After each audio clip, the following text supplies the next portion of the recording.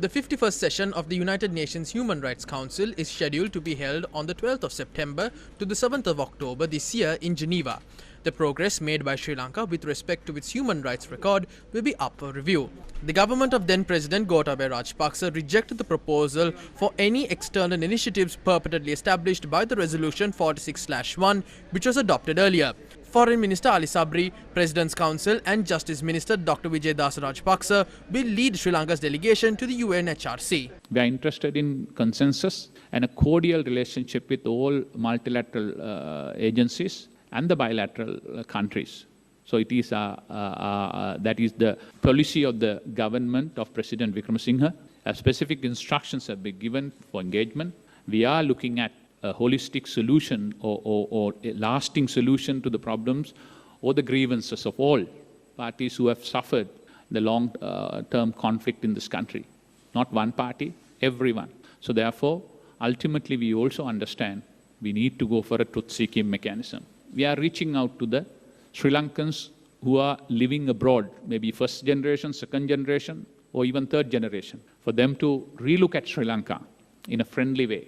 So we are looking at the conceptualizing stages of looking at establishing an overseas Sri Lankan coordination secretariat in Sri Lanka.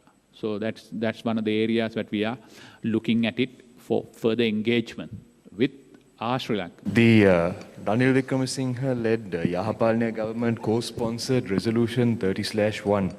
But the Gotabaya Rajapaksa government, which you were a part of, unilaterally withdrew from this resolution and went on to reject the UNHRC resolution at the previous session. What will be your position under the new Ranil Wickremesinghe government? I think I outlined my position already. Anything external mechanisms, we are not agreeable because our constitution doesn't allow that. Sri Lankan constitution is very clear on that, that any judicial process should be in terms of the Sri Lankan constitution. So within the Sri Lankan domestic mechanism, we agree, but anything externally try to pressurize and take the power away from the constitution, we will not agree to that. That's for clear. So that's the instructions we have got from the cabinet and the president himself. Minister, you have been insisting on the government will not work beyond the constitution. Does any international power ask you to kind of go beyond the constitution and work on this reconciliation? That's my first question. Second, you clearly say that you won't have any conflict in facing a resolution or facing this reconciliation. In that backdrop, what's going to be the difference from 2016 to now? Because there is going to be, we hear that there is going to be another new resolution. So how we are going to kind of reconcile with them and what's going to be the difference from 2016? There will be some clear differences. Number one is that comes back again.